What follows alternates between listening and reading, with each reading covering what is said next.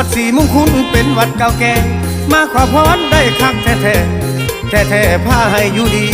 วัดแต่กี้แต่เก่าข้าวหลังมีบุญมีงานกับครบงานไหนนี่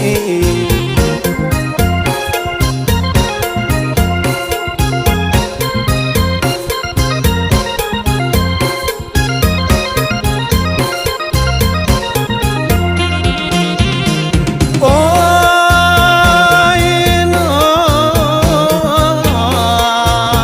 ยเนาะ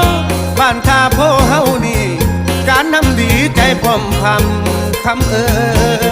ยโอ้เนาะเขากะขาวสาวกะงาม